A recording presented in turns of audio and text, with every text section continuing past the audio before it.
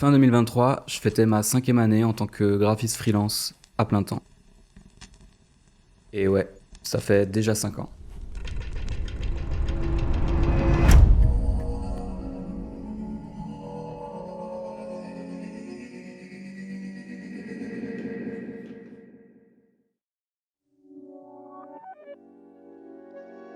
Cinq ans en vrai, c'est pas rien.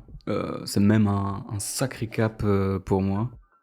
Et pourtant, fin 2023, j'ai pas ressenti les émotions que j'aurais imaginé ressentir au bout de 5 ans d'activité, quoi. Pour moi, ça a été plutôt l'occasion de faire une rétrospective sur comment je me sentais, ce que j'avais accompli et ce que j'imaginais pour la suite. Et forcément, ça laisse place à quelques doutes, à quelques questionnements sur mon activité et sur ce que j'ai pu faire, jusqu'alors. Et c'est pas la première fois en vrai que, je me pose des questions sur ce que j'ai envie de faire pour la suite.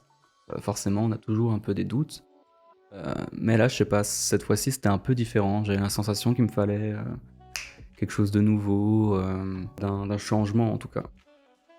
En vrai, en 5 ans, je suis passé par plein de phases, que ce soit, l'excitation, de se lancer, dans cette aventure-là, que ce soit la motivation qui en a découlé. Forcément, j'ai aussi eu des périodes, où j'étais, plus craintif, où j'avais un peu des peurs à l'idée de pas trouver assez de missions, à l'idée, de juste pas être à la hauteur aussi en termes de technique, en termes de compétences. J'ai eu un peu ce syndrome de l'imposteur, non pas seulement dans mon activité en tant que graphiste, mais aussi toutes les activités que tu as à faire quand tu es à ton compte, c'est-à-dire, savoir faire de la comptabilité, savoir faire, de la gestion de projet, savoir, gérer des allers-retours avec un client. J'ai eu des phases où j'étais vraiment démotivé, où, j'ai pris un peu des douches froides. J'ai eu des phases, où j'étais un peu plus, passif face à la situation, où je me laissais un peu porter par le quotidien. Et j'ai eu des phases où j'étais très, très motivé, où j'avais envie de créer plein de choses différentes. En bref, en 5 ans, je passais par plein de micro-cycles, positifs ou négatifs. Et en vrai, c'est plutôt une bonne chose. Ça veut dire que les choses changent, ça veut dire que je me pose, des questions et que j'essaye d'adapter un peu ma situation au fil des années, que tu sois dans une bonne ou dans une mauvaise phase. C'est toujours bien de te poser, quelques questions pour savoir, où t'en es et si tu suis le bon chemin quoi, au final.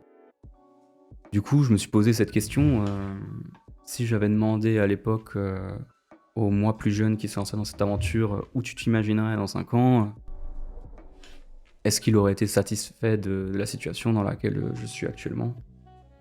Et si une part de moi, voudrait qu'actuellement, je sois dans une situation plus stable, un peu plus sereine, je pense qu'il y a une grosse partie de moi aussi qui est plutôt, fière de ce que j'ai pu, réaliser, et qui a la sensation d'avancer aussi dans le bon sens, quoi.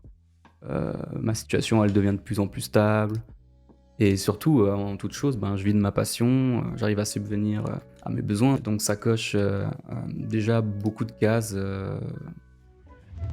dans le contrat, quoi. Et effectivement, c'est jamais facile, d'être à son compte, c'est en tout cas moins stable que si j'étais employé quelque part et que si j'avais un contrat en CDI, mais ça en est pas moins gratifiant, quoi. Ça fait partie du jeu. Du coup, je me suis posé cette question, d'où venait cette sensation de ne pas, me sentir au bon endroit ou de ne pas avoir ce sentiment d'accomplissement heu, après 5 ans d'activité, quoi. Je savais qu'en me lançant que ça allait prendre du temps, pourquoi j'ai la sensation que ça ne marche pas actuellement et qu'est-ce que je dois entreprendre pour la suite, quoi? Et à toutes ces questions, je n'ai pas de réponse, pour le moment. Ou du moins, enfin, peut-être une seule. Lorsque je me suis lancé en freelance, ma première motivation, c'était de pouvoir me libérer du temps pour réaliser des projets, annexes, à mon activité professionnelle. Parce que j'ai toujours, aimé expérimenter des choses, faire des projets personnels, et justement le fait d'être à son compte, c'était pour moi, l'occasion d'allier projet personnel et professionnel et je me rends compte qu'au final, c'est quelque chose que j'ai un peu délaissé avec le temps pour attribuer plus de temps tout simplement à mon activité pro. Je pense aussi que c'était une réponse à ces peurs que j'avais de ne pas trouver assez de contrats et du coup, je me suis pas laissé la liberté de faire vraiment, heu les choses comme j'aurais aimé les faire en tant que freelance. Et pourtant, quand j'y repense, dans mes moments les plus bas, dans mes phases les plus, démotivé. Ce qui m'a toujours remonté le moral et remotivé, c'était de réaliser des projets personnels, des projets qui me tenaient à cœur moi, où je pouvais vraiment libérer toute ma créativité et juste faire des choses que j'aime, quoi. Et donc voilà, j'ai pas trouvé les réponses à toutes mes questions pour le moment, mais je pense que ça viendra avec le temps. Mais ce qui est sûr, c'est qu'actuellement, là, j'ai envie d'aller de l'avant et de mettre ma passion au centre de mes préoccupations, quoi. J'ai envie d'apporter plus d'importance à ce sentiment qui me donne envie de découvrir, d'apprendre, d'expérimenter de nouvelles choses. Puis en y pensant, j'ai passé ces 5 dernières années à créer seul dans ma chambre, un peu à l'écart du monde. Et en vrai, j'ai un peu aussi cette sensation, ou en tout cas cette envie de partager ce que je fais au quotidien avec d'autres personnes, avec d'autres gens, quoi. Et donc du coup, j'ai cherché à trouver une forme, heu, enfin quelle forme pouvait prendre cette envie en tout cas. Et c'est un peu ce que j'avais entrepris de faire à l'époque avec mon projet Each Day qui consistait à sortir un poster par jour. Mais en réalité, c'était un format qui était trop contraignant et au final, ça m'a vite lassé aussi l'ambiance qu'il y a sur Instagram, de toujours devoir performer, de trouver les bons hashtags pour être mis en avant et aussi la vibe qu'il y a actuellement, qui est très tournée sur le reels et sur des contenus très percussifs et très, très rapides, très courts. Et je me sens pas trop dans ce genre de format, et comme je m'y sens pas trop, j'ai pas trop l'envie d'y investir énormément d'énergie.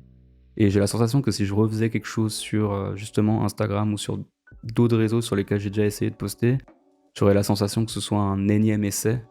Et là, actuellement, j'ai comme l'impression que j'ai besoin d'une vraie page blanche, quoi, d'un nouveau support. Je consomme énormément de contenu sur internet et il y a une autre plateforme, qui m'a beaucoup accompagné dans mes premières années en tant que graphiste et même toujours actuellement, c'est YouTube. YouTube, c'est, là où je me divertis, mais c'est aussi là où je me suis, instruit le plus en tant que graphiste. C'est là où j'ai appris à prendre en main les logiciels, c'est là où j'ai découvert de nouvelles techniques, c'est là où j'ai pu trouver des conseils sur comment gérer une boîte, comment je pouvais me lancer en tant que jeune freelance. Et je sais pas, j'aime bien le côté plus posé, que peut avoir une vidéo YouTube. J'ai le sentiment qu'on prend plus le temps, en tout cas sur un format YouTube, que sur un format Reel sur Instagram. Et du coup, ouais, j'ai décidé de créer une chaîne qui serait un endroit où je pourrais justement partager mon amour pour le design et la création graphique en général, où je vais pouvoir montrer mon processus un peu créatif, mais aussi un endroit où je vais pouvoir expérimenter avec d'autres choses. Je sais pas trop encore quoi, mais où je pourrais tester des choses qui sortent un peu plus de ce que je fais au quotidien en tant que graphiste. Un endroit tout simplement où je pourrais partager avec les gens ce qui m'intéresse, quoi. Et en vrai, ça fait longtemps que ça me trotte dans la tête, je savais juste pas par quel bout prendre le concept et comment tourner la chose. Actuellement, je sais pas trop si c'est quelque chose qui va me plaire, je sais pas trop à quel rythme je vais pouvoir poster, ni trop quel concept je vais pouvoir mettre en avant, mais en réalité, c'est pas vraiment un souci. Je pense qu'il faut se laisser porter un peu euh, par tout ça et découvrir au fur et à mesure, quoi. Du coup, voilà, j'avais envie de faire une première vidéo, l'histoire de marquer le coup et surtout de faire le premier pas dans cette nouvelle aventure. Maintenant que j'ai posté cette vidéo, je suis au minimum obligé d'en sortir une deuxième. Donc si le concept vous plaît et si vous avez envie de suivre tout ça, vous savez comment ça marche. Vous êtes les bienvenus et puis on se dit à très vite.